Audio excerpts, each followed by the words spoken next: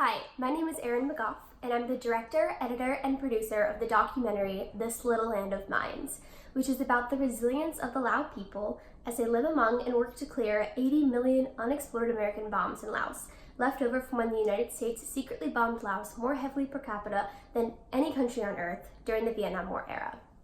So today I'm going to tell you guys a little bit more about the movie and maybe answer some questions that you have regarding how I found this topic and what this movie is even about. So it all started when I was in college. I literally stumbled upon this academic program in the library, and it was studying economic empowerment in post-conflict Laos, which piqued my interest because I had actually very briefly been to Laos. I traveled through Southeast Asia in high school. And I was only in Laos for about 4 days, but I found it to be the most tranquil and peaceful country I'd ever been to. It was super sleepy and calm, and I was only there for a few days, but from those few days I gathered that it was a pretty peaceful place.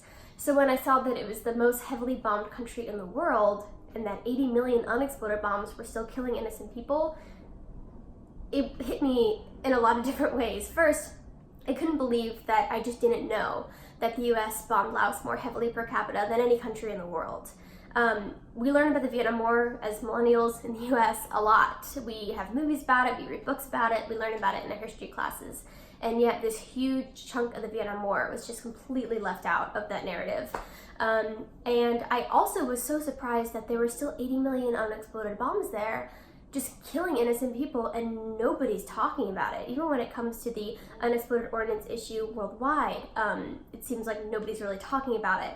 And it's going to become a very big issue, and we're going to see that.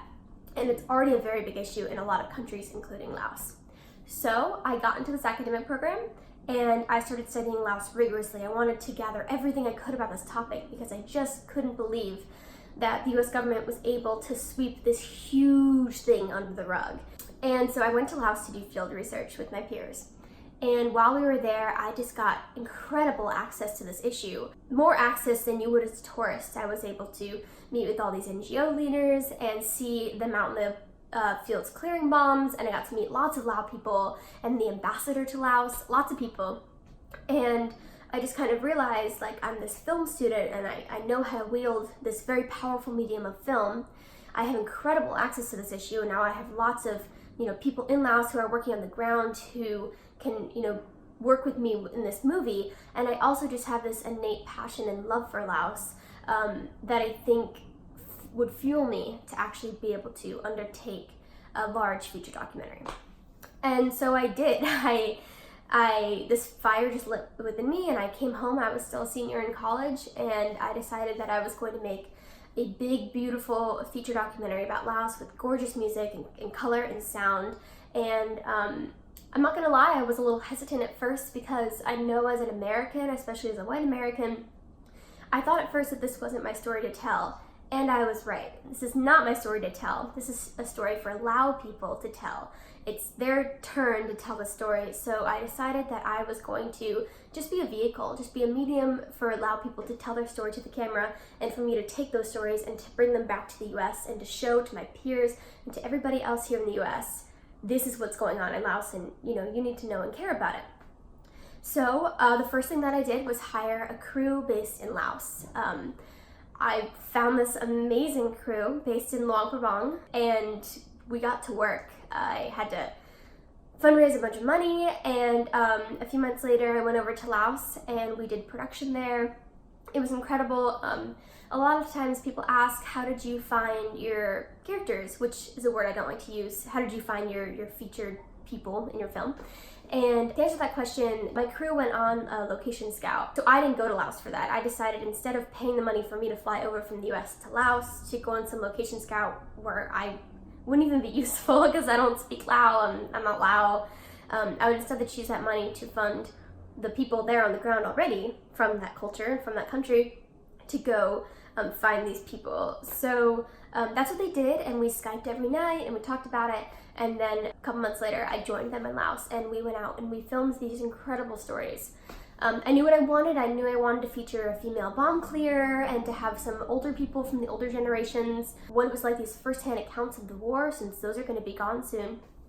And I wanted to show how children are affected and how farmers are affected and how this touches every generation all over Laos. You can just go anywhere and you can find somebody who's been affected by unexploded ordnance.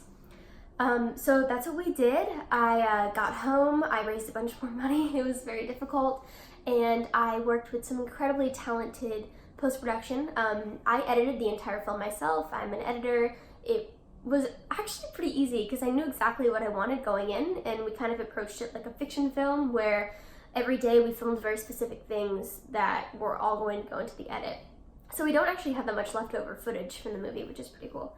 But I worked with color, sound, and one of my favorite composers, Jeremy Zuckerman, did the score on the film, and it's absolutely out of this world. It's breathtaking and beautiful, and a soundtrack will be available. So thanks for your interest in This Little Land of Mines. I hope you get a chance to watch the movie, and if you like it, please leave a review, leave a comment, like us on Instagram, Twitter, and Facebook. We're always posting updates. You know, if there's some call to action in the government that you can do to help Laos, that's where you'll find it. You can go to our website and go to the Take Action tab to find out what you can do to help this issue and what organizations are in place already that you can support, and how you can really impact this issue really just from your phone or your computer. So thank you guys, and I hope you enjoyed This Little Land of Mines. What they say today is that they want to put the war behind them, and they want to grow in the future, and they would love the help of the United States government in doing that. After years of secrecy and silence, we are now learning a lot about Laos. Obama has so far refused to issue a formal apology for the secret U.S. bombing campaign in Laos during its war on Vietnam. มีภัยไล่แล้วเฮามื้อนี้มีผู้ให้อยู่บนทุกจุดกว่าเฮาบ่ไหวทกกับบ้านเฮาหังกับบ้านมึง